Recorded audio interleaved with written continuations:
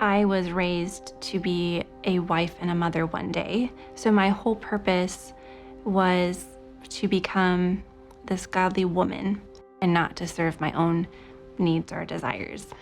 As a girl growing up in the church through the purity culture, what I really gained from that was that if I was this amazing Christian woman who loved the Lord and was a good person, then the most I could hope for was God was going to bring me this amazing, godly Christian man.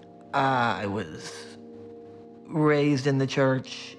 So the idea that these men, pastors, watch over your soul, this was the fishbowl I swam in. This was simply all I knew. But what Kate, Jules, and Krista didn't know was that the men who claimed to be their guides and protectors cared far less about them than about their own power over women and their power over the country. How do you make America great again? You make America Christian again. We get called, well, you're a Christian nationalist. You want the kingdom to be the government. Yes. The point of Christian nationalism, my goal, is to break American democracy. I'm going to be a dictator for one day. We need total dictator Trump. The Constitution is invalid. Christian nationalists see themselves as entrusted with this duty to take back the country. God, we didn't come just to go to church. We came to go to war. Their plan for winning this war is for Christian men to be aggressive, militantly masculine, even violent. And if they win, American women will be required to give them control of their bodies, just like the Christian women who have already been living under their authority. My dad would say that he is the prophet, priest, and king of the household. And we were taught that men were strong and powerful and protectors, and they had a lot of positive language to describe the patriarchs. And then women had to be the helpers and to submit. I have 4 people in my life that I dictate the hours in their day. I dictate what time they go to the bathroom, when we eat, what we wear. Those are the people that I have almost limitless authority with. Anytime I showed a strong individual desire, then that was shut down. So I had to be quiet and weak just to survive. My whole goal in life was to grow up, get married, and have children. And we didn't believe in things like birth control. So the expectation was that we'd have as many children as possible. And our parents would use us to bring about this change in the country. We would make the country a Christian country. Godly women want to feed their men. Godly women are designed to make the sandwiches. But this is not an absolute law like the one about making babies. Christians need to be thoughtful about this with our kids. They're all arrows. They're all to be sharp and they're all to do damage to the enemy. But we want our daughters to grow up seeing what they're for. We're just going to outbreed these people. We are.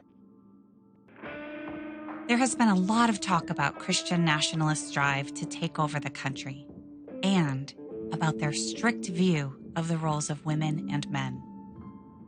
What's been hidden until now is that their views of what men and women should be like in the new America are already triggering one of the most shocking sexual abuse scandals in our history. When you've created a culture where manhood and womanhood is defined by submission and authority, you have created a culture where authority goes unchecked and easily becomes abuse. And so men think they can get away with abuse because they actually can get away with it.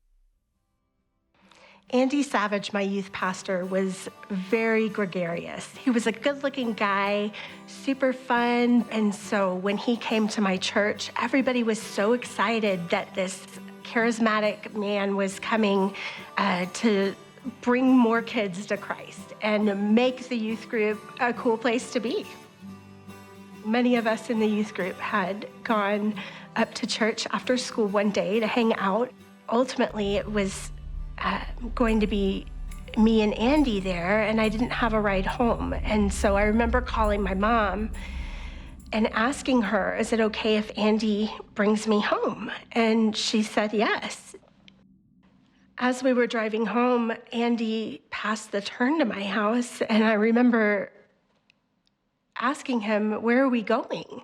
And he said, you'll see. Suddenly, he had turned down a dark dirt road and parked the truck and turned the lights off. And the next thing I knew, he was taking his penis out of his pants.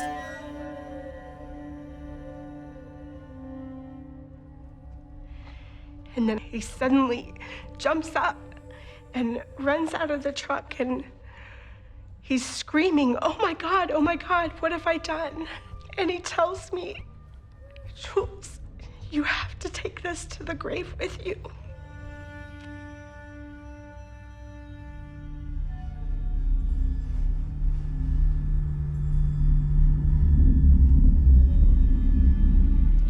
So in 2018, I finally got the courage to decide to come forward.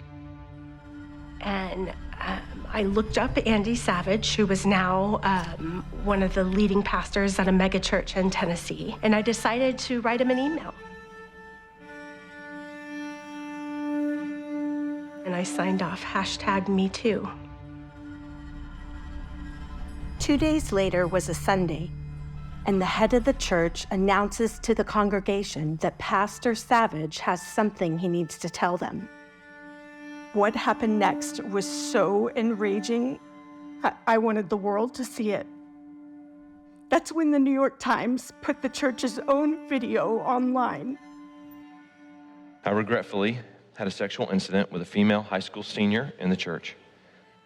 He tells the world that it had occurred and that he was sorry. And everybody stands and they give him a standing ovation.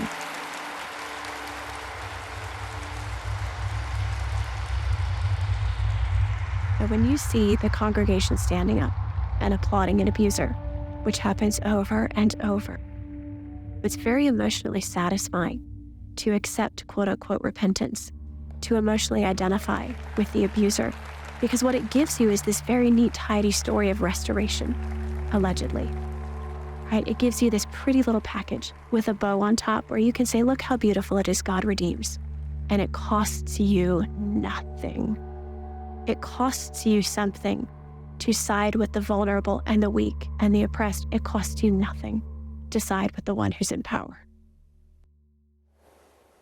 One of the kickers is that I remember them saying, we are saddened to see that Miss Woodson has not been on the same path to healing as Andy. Are you kidding me?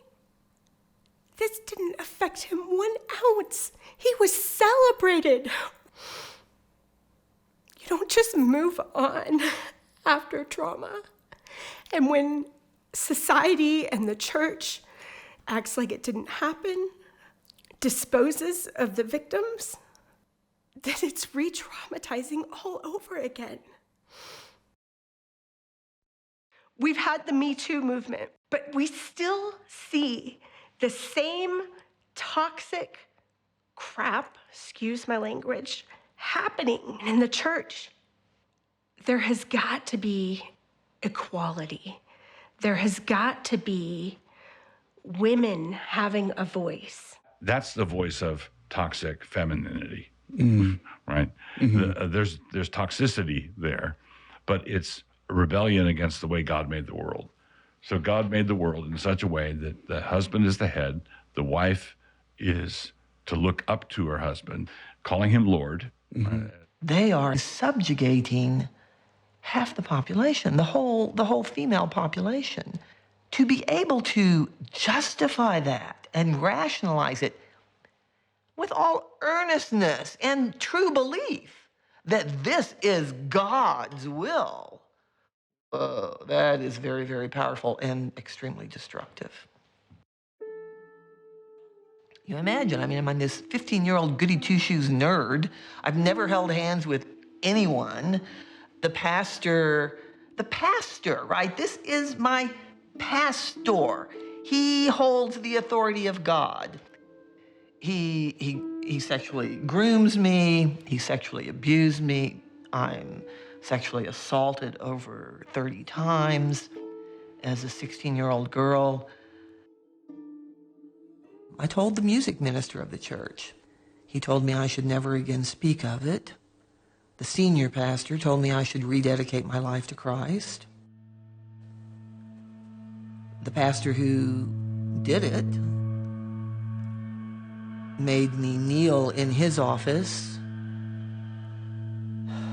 while he stood over me, praying out loud, hand on my shoulder, praying for God to cast Satan from me, essentially a sort of exorcism. And I slithered out of there feeling lower than I had ever felt. And then I was made to apologize to his wife. I am the girl who was blamed. Sexuality really is taught as existing only for men. Women exist as a means to an end, the sexual satisfaction of their husbands, or as a danger to a godly man. And then coupled with that is often a strong teaching that this need that men have, this sexual need that men have, is absolutely irrepressible, right? That it's God-given, and that they must have sexual release. And what that really does is it places the responsibility for sexual purity in every single instance squarely on the shoulders of the woman. If something goes wrong, if a man abuses, if he lusts, if he has sex outside of marriage, right? Well, that's the woman's fault. And he, oh my, he went on to, a bigger and better job at a more prestigious church. I'm sure he had a higher paycheck. And his whole career, he never faced a bit of consequence.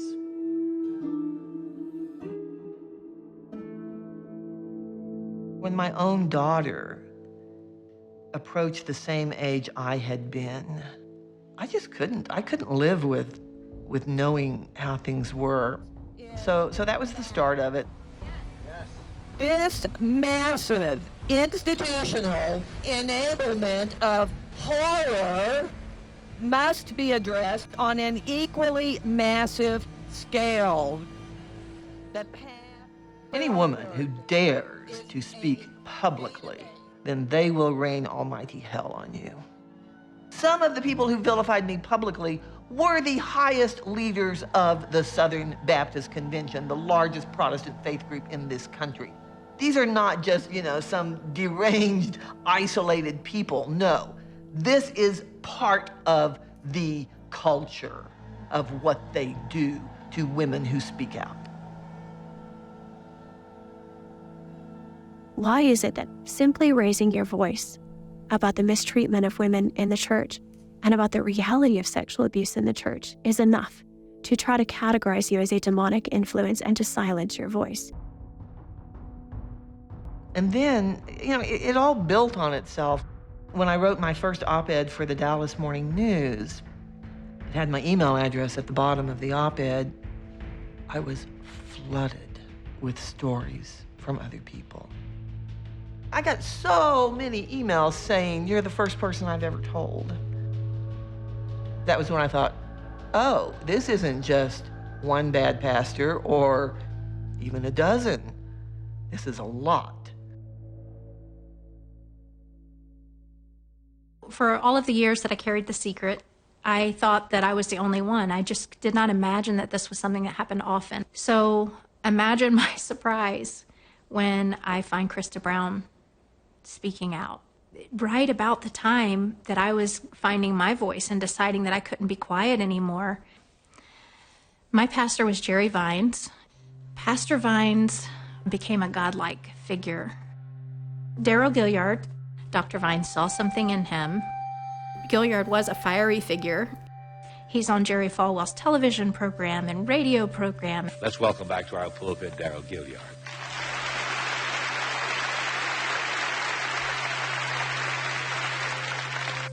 I want to bring a message this morning entitled Peace Amid the Storm. Daryl Gilliard found me in our youth group. And when Daryl Gilliard came to me and told me he saw something, it was as if the Pope reached down and said, I see something in you. He basically told my parents even that he wanted to mentor me, that he saw something special in me, which in that world was pride for my parents. What we didn't know is that Daryl had many victims already, had attacked so many other people.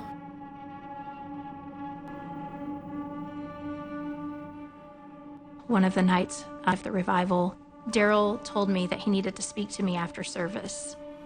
And I asked where. And he asked me to meet at the hotel. He said, I'll be in the open. And that's where everything went haywire. He chased me all the way through the hotel because he was right on my heels. By the time we get to the parking lot and I look back and realize he's still coming and nobody's coming with him. And it is in a dark, desolate area of the city. And just like a horror movie, you can't get your keys in your hand to get into the car. And he's on me from behind. And he's on top of me. Like, again, just like a horror movie, you're just trying to get the key in the lock. And animal instincts kick in. My adrenaline is high and I'm strong. And I somehow finally managed to get the key in and at the same moment reach back and just shove him. I managed enough to get into the car, but he was still coming. I can see him still in my back windshield as he's trying to leap towards the car.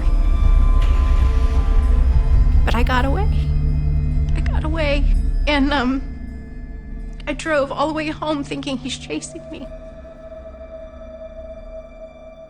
My mother was waiting up for me, and she was very angry that I had missed my curfew, and then she saw me, and I just collapsed on the floor. I'd made it safely inside the door and locked the door. My mom decided she was going to call Dr. Vines. That was her first thought. Not call the police. I'm going to call Dr. Vines. Jerry Vines sat while I'm distressed across his desk, having to tell this horrible story. And Jerry Vines looked across the table with absolutely no reaction or no sense of, I can't believe this has happened. There was no sense of fear or worry other than about us telling. And the question was, who else knows? Who else have you told? No one. No one. Just Mom. I told my mom. I haven't told anyone else. But it's good that you didn't tell anybody. Let's keep it that way. You know, it'd be really embarrassing for you if people knew. It'd be really embarrassing for you if people found out about this. When we left that office that day, we understood that Jerry Vines was calling Paige Patterson and that they were going to move forward in removing him from ministry. Dr. Vines was a very prominent figure, but higher than that was Paige Patterson. I assumed, again, that I was the only one, and I assumed that it would be shocking to both of them, not fully understanding that they already knew. The church must do the right thing to help Brother Daryl. Patterson stood in the pulpit and invited Daryl in, and when he came in, you can see this moment of him embracing him like a son. And as they stand there embracing, the audience claps in a standing ovation for the man who just weeks before sexually assaulted me as a teenager. As to whether or not his total ministry... But worse, so much worse. Immediately and in that moment, they said they wanted to restore him.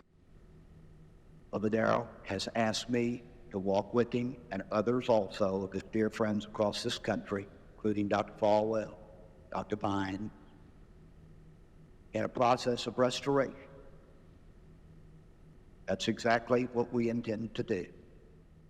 If we took Scripture seriously, we would recognize that church leaders are held to a much higher standard. But in reality, we treat them with such a level of deference that there's almost no accountability at all. That's not God. That's not what he's commanded his church to be, and it's certainly not biblical justice.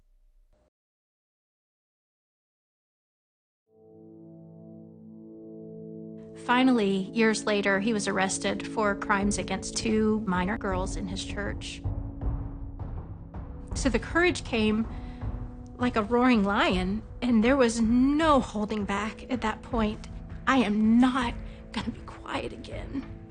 And so when I called the sex crimes detective, the sex crime detective immediately tells me, it's probably not going to go anywhere. He's too powerful. Her exact words, he's too powerful, and I think these charges will be swept under the rug.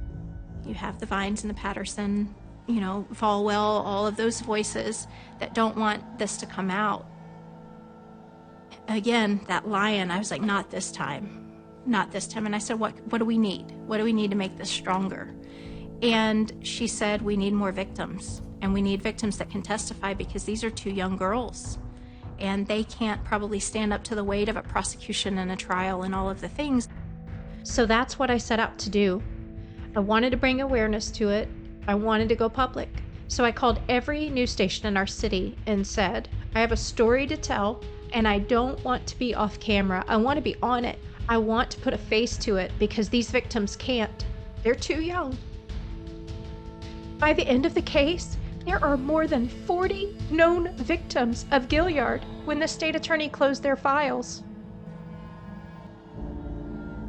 I reached out to both Vines and Patterson and said, please do the right thing now. You might not have done the right thing for me then, but continually I asked them, step up now. But instead, what I was told by Jerry Vines was, Tiffany, given a little bit of time, these things tend to just go away. They don't lose sleep over it. They don't even bat an eye. And they may pat themselves on the back and look at themselves and say, well, I never abused anyone. They did. They did by perpetuating this system. So there is this need to maintain power at all costs. Whatever casualties come are just casualties. It's just part of war. That's their mentality.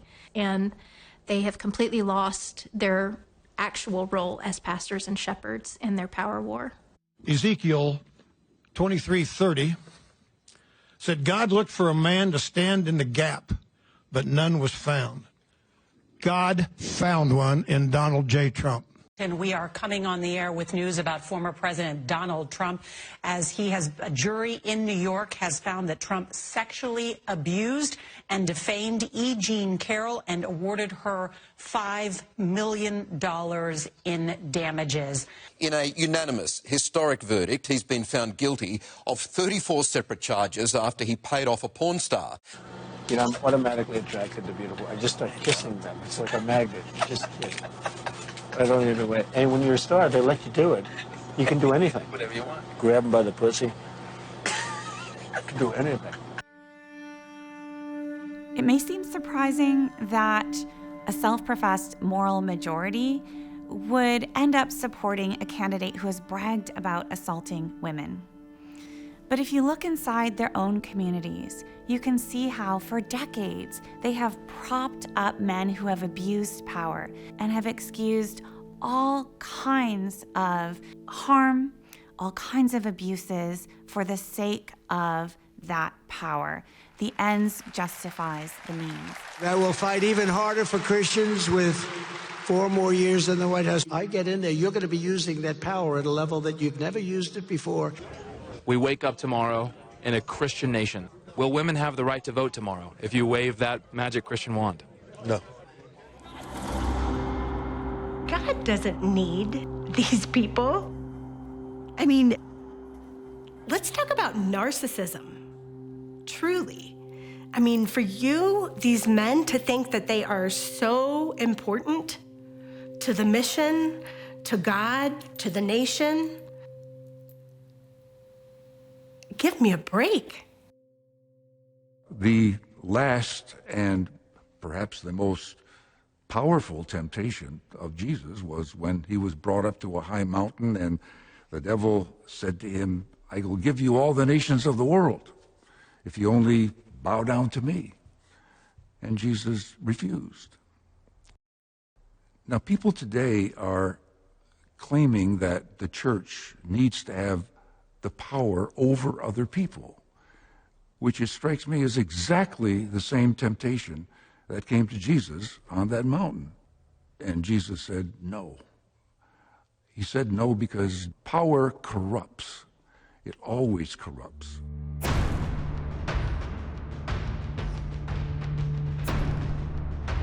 Hey, want to talk about the insurrection? Let me tell you something. You ain't seen an insurrection yet. My Bible says that the church of the living God is an institution, that the gates of hell shall not prevail against it. And the Bible says that we'll take it by force. When people talk about turning the U.S. into a Christian nation, it makes me quake to ponder what that would mean for women in this country. Because I have seen what it means for the largest evangelical Protestant faith group in the country, and it is bloody awful. That is not the country I want.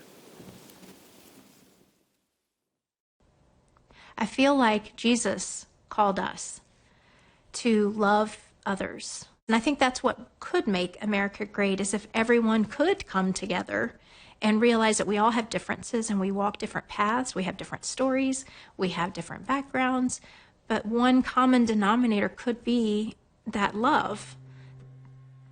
Macho power is not what Jesus calls for. Jesus himself did not operate in that way. Jesus was gentle. He was humble, particularly in his relationship with women. In that way, he told us men what we are to be like. In fact, it's my conviction that that kind of idea that we need to have more power so that we can have our way, or people will say God's way within society, is the exact opposite of what Christ calls us to do. And I think what we have to grapple with, again, is that the reality that those of us who are raising our voices are not calling for a departure from Christ, but rather a return to who Christ really is.